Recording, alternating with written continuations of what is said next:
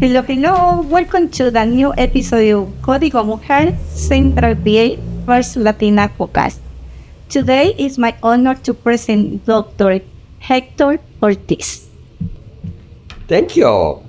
My name is Héctor Ortiz. I have the privilege to be here in this area for the last 25 years. And originally from Ecuador, I had the opportunity to get my education in Ecuador, a bachelor's in civil engineering, a master in international relations and diplomacy, and a PhD in psychology that was recognized here in the United States. I has been involved in the community for many years. I had the privilege to write a few books. One is The Creative Energy of Positive Thinking, and the last one, 6 Assets to Grow Personally and Advance Professionally. It is a pleasure to be here with you today. Dr. Héctor Ortiz also served he was a past district governor of Rotary International, and also he is a leader, like he said before, leader to the community. He was a founder of Estamos Unidos of Pennsylvania. This is a non-profit organization, and many other organizations he served before. Dr. Héctor Ortiz, he presents today the Empower Yourself. Dr. Héctor Ortiz. Empower yourself. What a topic. I think it's very correlated with what Código Mujer does on daily basis, on continuous basis. I think when we try to empower ourselves, Marisol, the first thing we have to recognize is empowerment can be seen from 2 different dimensions. The first one is from the individual perspective, we all as individuals, as human beings, and the second one from the collective perspective, as a community, as an organization, as a business. Let's focus today a little more in what empowerment means as individuals. Let me start saying that we don't need permission and we don't need anyone to allow us to be ourselves. In other words, empowerment means the opportunity that we all have, the privilege that we all have to become the best version of ourselves. In other words, means that we have to be able to recognize ourselves first, to know about ourselves. Many people, unfortunately, they don't know who they are, what they have, what they bring, the talents, the privileges that we all have. When we talk about empowerment, means that the first thing we have to develop is self-knowing, self-awareness, self-confidence. Let's start with self-knowing. When we are able to know ourselves, meaning that we really understand who we are, why we are here in life, what is the purpose of life, what is your mission of life, and what do you plan to achieve, to pretend to get from life. And I can ask this survey just randomly, but unfortunately, I would say most of the people were not able to answer this question. I ask you this question to the people who are listening, the audience of today's podcast. Do you have a mission of life? Do you have a purpose of life? Do you know what you want to achieve in life? If you don't know those answers, then we need to start looking to those first. That's the beginning of empowering. There is a tale, a story, that a little girl who was wandering in the desert and then took a boat and started navigating and asked a wise man, I am going in the right direction, sir. Can you please help me? And the wise man said, where are you going? I don't know. Well, any direction is fine.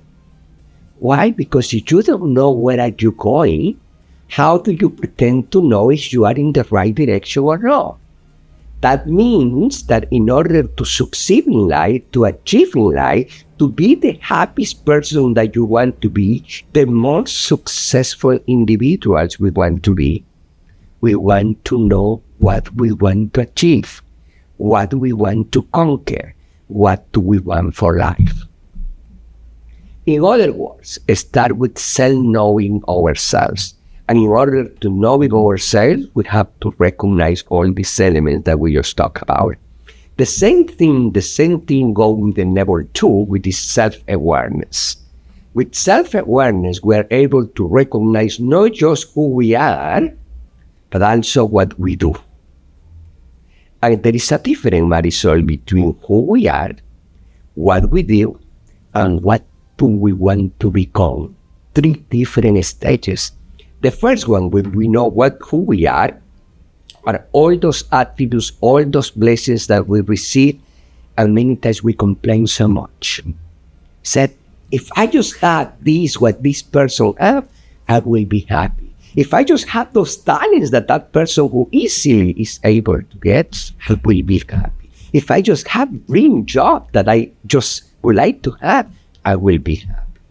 In other words, we see that tend to live in the deficit mode. What the deficit mode is, when we are always looking for more, but if we don't know where we are going, in what direction we would like to go, then it does not matter. Because the first thing we have to do is to recognize who we are, and then what do we do. The last thing that I want to mention is, what do you want to become? Because when you recognize who you are, when you recognize what to do, then the next step is, what do you want to become? In our society, many people focus more on the haves. I want this. I would love to have this. What to have instead of what to become. Self-empowerment starts with ourselves, to recognize all the values, all the attributes, all the skills that we all have. And if we don't have those, if we have a direction where to go, then we are going to be able to go in the direction that that little girl wants to go, when they know what is the place that she would like to be. In many words, when I talk about one of my books, The Creative Energy of Positive Thinking, for instance, I mentioned that the north is more important than the destiny. What this means is that as soon as you know what direction you would like to go, in what direction you would like to achieve, you would like to be, the destiny doesn't matter.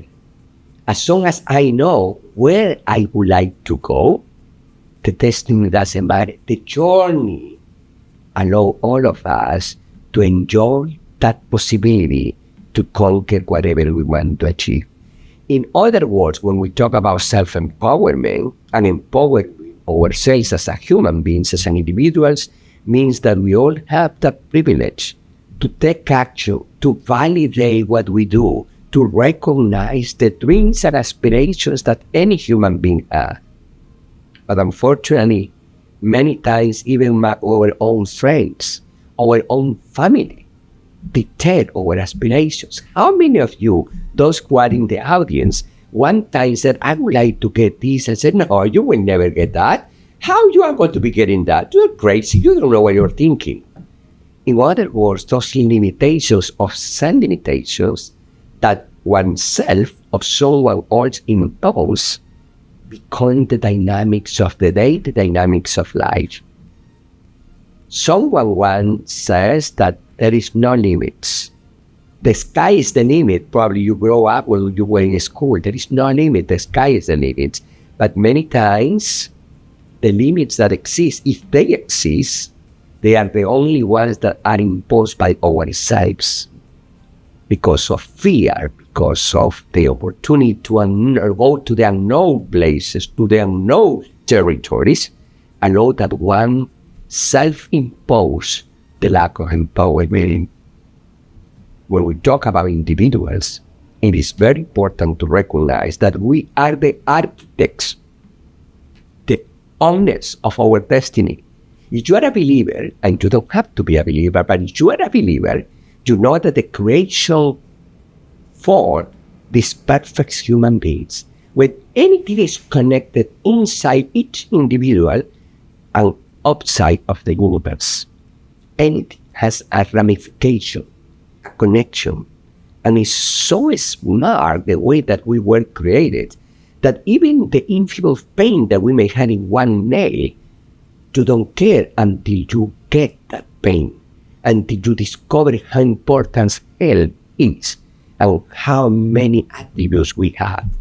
One time there was a poor guy who was telling, oh, you talk because you had education, you talk because you had a good job, or you talk because you have been successful and lucky to get what you get. And I asked this person, tell me, if someone is able to offer you an amount of money for your eyes, let's say $5 million, for your eyes, to take away your eyes, will you be able to sell those? Would you be able to take your two hands or your two legs? If someone offers $1 million, will you do that? Most of the people will respond no.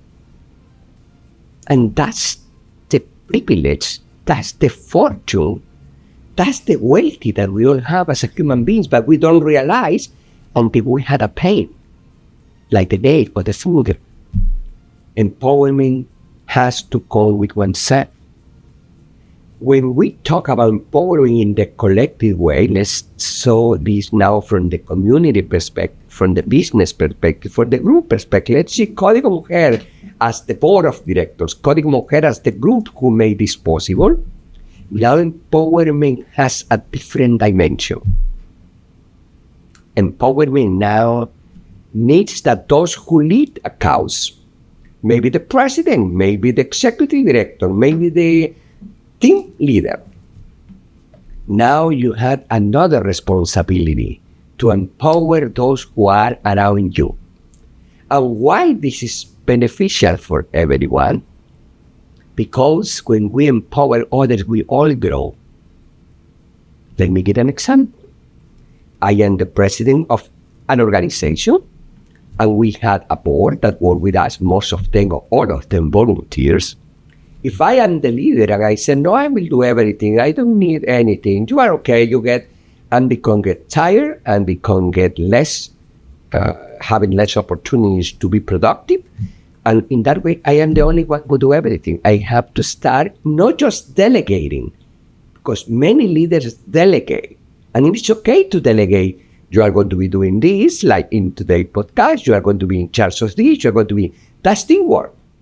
But empowerment means I trust you, I believe in you, and even if you make a mistake, it is fine, because we all grow. No one has told me in life that the mistakes were terrible, that they will never try again, because that doesn't exist. We learn from mistakes. We learn from failures. Thomas Edison says, I didn't fail 1,000 times in creating the light bulb. I learned 1,000 ways of not how to do it in that way. In other words, it's how you see life. You see it as a deficit, or you see it as an abundance. And empowerment comes with a mindset. That's the place that I want to go. Everything is a mindset. Start with attitude, and attitude generate thinking, and with thinking we generate doers, and with doers we generate action, and with action things can happen. Is that what you were looking for, Marisa? Yeah, but I got a question for you. This, we're a group, okay? We're a group. There's a Código Mujer for 6 men. What we can do, like women, to empower ourselves? What is your recommendation for us, for example? Excellent question. I will set 3 tips, 3 approaches. Okay. The first one, learning never ends. Even if you are the more smart person in the group, yes, you know a little more than others, but that doesn't mean that you know everything and you don't have to learn anymore. I remember one time I was in the Mount Pleasant Hispanic Center 20 years ago, and I asked one of the leaders of that Mount Pleasant Hispanic Center, we had a workshop on leadership, you would like to come and join me? Oh, I don't need any more. I am a leader already. I don't need to learn more.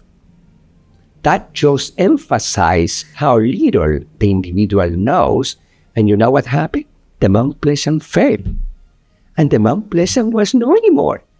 That gave me the information that is important to share, that learning never ends. If we want to empower ourselves, the first decision, let's learn a little more. Even if you are successful, go to the next step. Go to the next stage of life, because learning never ends. Second thing is important. I mentioned change the words.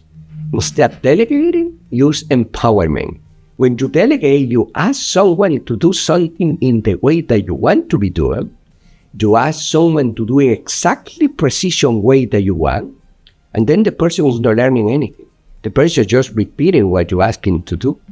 But you empower, you give the total liberty to take action and do something that is important. Two things. One is creativity, and the second is innovation. That's the only way that the world has grown, with creativity and with innovation. Dr. Ortiz, that's the empowerment you talked about.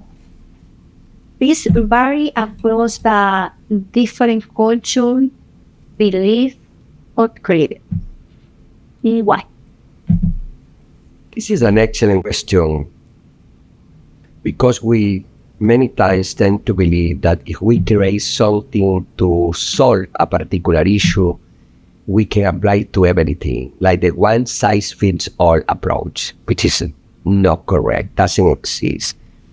When we identify ways to empower ourselves, those may be different ways that people apply, depends on all these differences that you mentioned. Let's mention an example based on culture. Based on culture, traditions, or customs, the individuals may have different ways of doing. Let's see in South America, for instance, when there is a predominant way of doing things based on the main performance of the family, tend to be the head of the family and everyone has to follow. And in that way, women in that particular case may not feel empowered, may feel that they don't have the decisions to make. I am not saying that all the women or Latin Americans. I am just giving an example of a potential possibility that exists based on customs and traditions. Of course, education, level of income, and many other aspects may make the difference. But we have to realize that when different ways of doing things is transmitted from generation to generation, that creates apparent behaviors. And the apparent behaviors allow people to continue behaving in the same way, because this is what my father did, this is what my grandfather did, this is what my mother did, this is what my grandmother did. To break those different ways of thinking, the person has to be exposed to different ways of living. And if the person is able to get education, to travel, to move ahead, those experiences allow the individual to think differently. I remember one time was a person who get a PhD, a black lady with a PhD, and was sharing her story. One of those that she mentioned is that she has to break with the family in order to move forward and get education. Because when she get the bachelor's degree, immediately the family said, "What do you think you are? Because you had a bachelor's, now you don't respect us, now you don't come and visit us, and you don't spend time with us. Now you go to other networks and go to other people." So they feel that they feel less, that they are less because someone was the first one to get a college degree. And when the person gets a master or get a PhD, what works? The person has to distance themselves from their family, not just friends, in order to go ahead and get and achieve. Because the people know that they don't like it, they don't love it, they don't want to have someone to leave them, because that's what will eventually happen. When you grow up, when you get your education, higher education, you're going to be looking for other networks to go to be part of the 500 Fortune companies. And that way you will feel less. And that's when the complications, the contradictions, the fight many times is that this also happening in the culture of generational poverty, for instance. And I had made a lot of studies on generational poverty right here in central Pennsylvania. And we have seen that when people in generational poverty who come from the poor neighborhoods go to get education, have the same similarities of encounters with family members. culture definitely affects how people are empowered, how people to achieve or get empowerment. And many times, again, we are the architect of our own destiny. We have to make decisions, many times hard decisions. But that's what you are here in this world to conquer. Remember at the beginning, I mentioned your plan, your vision, your mission, your objectives. But if people don't have those intentionalities, then looks like we'll never come. Interesting. Dr. Ortiz, the last question for you. I know you had written a lot about positive thinking. For example, this is the positive thinking of the energy of creativity. What is the relationship between positive thinking and empowerment? What is the relationship? What is that different, or what is exactly the relation with them both? Excellent question again. And yes, I had wrote constantly about positive thinking. You can find in social media, in LinkedIn, you can find in my website, you can find my books. And typically, constantly, from time to time, I write many ways about positive thinking. To ask this question about the connection between positive thinking and empowerment, again, we can see this from different perspectives. The first one is that it's a mindset. Remember, I mentioned at the beginning, it's a mindset.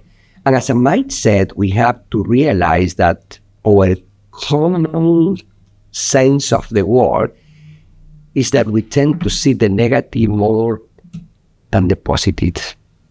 We tend to focus more in what is complaints, in what is bad, is what is not good, instead of what is going well. That's by default.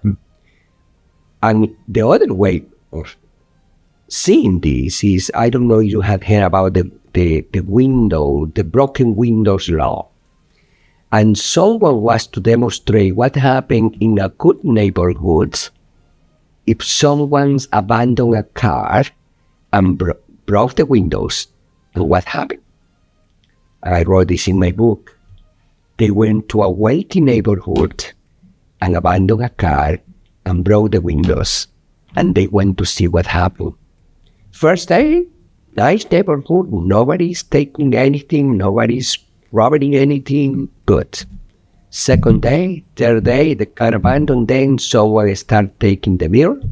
The fourth day, someone start breaking something. After a month, the whole car was stolen.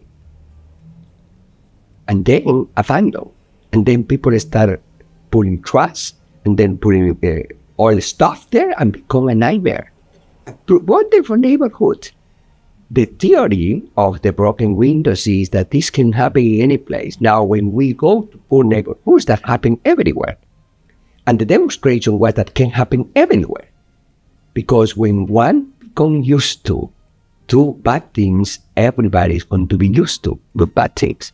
Why I mention this is because in this deficit model that we live in society, we tend to focus more in negative.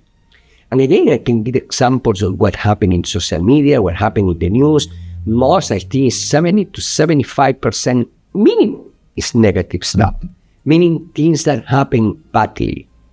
Crimes, drugs, and many stuff. I'm not saying that's what happened, but we highlight that this is the only thing that happened.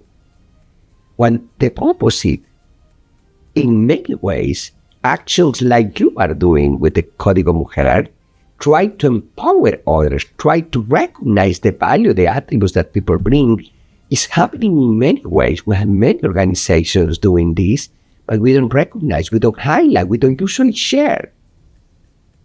And what happened is, because again, I mentioned at the beginning, we are thinking always in how much can I have more, instead how more can I share? How much can I become better, instead how much wealthy I can achieve? And in that way, when we analyze all these parameters of life, we have to recognize that we have the decision as a human beings to change that. Not someone else, not my boss, not my CEO of my company, not my leader of my city. It's me. Start with me. And empowerment gives us that opportunity, that great opportunity, I will say, to start changing with our own lives, to start creating a new beginning. Every single day, we have the opportunity to empower ourselves. Now, the question is, do you believe it or not? Because many people may say, yes, I have heard about that. The question is, how many of us has practiced those on constant basis, on daily basis? And when you are able to believe that that is possible, remember the limitation that we mentioned, because we self-impose those invisible limitations. Many times of these limitations may be in our subconscious. We can say logically, no, I will never do that. Of course, I think positively. Of course, I want to achieve in life. That's the logic mind. But what about the emotional one? What about the spiritual one? What about the physic, the body itself? All of them has to be connected. I mentioned this in my book. Because if we don't connect all the elements that define us as human beings, then it's going to be more difficult to think positively, and it's even more difficult to empower ourselves. Because empowerment starts with a mindset. Positive thinking starts with a mindset. And empowerment comes as long as you know what you want to do, where you want to go, what do you want to become. That's it. Amazing, Dr. Ortiz. Thank you so much for accepting our invitation. This is a good topic. If you want to say something to the public, there was for podcast, maybe where we can find your books, talk about where they can find, what do you recommend. Now this is for you, the camera for you. I would like to mention to those who are listening today, many times we are cheap with ourselves. What I mean is we don't want to invest in ourselves. And I used to do that. I used to do that many years ago until I read a book that told me that we are cheap with ourselves. In other words, we have to spend even in gas every single week. How many dollars we spend is mandatory, it's required. We don't even think about it. We just go and fill our tank. Right? Because it's a need. We need transportation. The question is, how many of us go and grow, go and learn, go and develop ourselves as a human beings? Remember at the beginning I mentioned that something that we never stop is learning. Because the time that you stop learning, you start dying. A doctor one time says, if you start moving, you start lying. You start getting away. You start dying. The question is, we are not able to invest in ourselves. How many of you, and this is a response to yourself, those in the audience, in the last year, has invested in going to a workshop, to go to a presentation about growth, personal growth, self-development? How many of you had get a book, had get a listening audio that allow you to develop yourself and grow? If you ask how many people do that on regular basis, you probably can get the answer. Very few. Because we always say, oh, I would like to have that, but I don't have money for that. But we're spending gas even if we want to do. That's the correlation that I usually make. The more that you know, the more that we recognize how little we know. And that's a very important beginning for self-empowerment, for self-development. Because if we don't recognize that, then we are like the little girl asking where direction I should go. If you don't know where you're going, it doesn't matter. And the final comment that I would like to make to all of us is, when I wrote my book that is in English and Spanish now, The Creative Energy of Positive Thinking, o La Energía Creativa del Pensamiento Positivo, my goal, as you see in the subtitle right here, says, an approach to the basic concept of happiness. That was my intention. How people can be more happy. How we can enjoy this miracle called life. And I rediscovered myself in writing the book that happiness is not a purpose of life, that there is something more meaningful, more important, more transcendental than happiness, which is peace. Thank you, Dr. Ortiz. And remember, you can find the book for Amazon. This is my pleasure to present Dr. Héctor Ortiz, for he's my husband. That one was Código Mujer Central Peer First Latina Podcast. Thank you so much.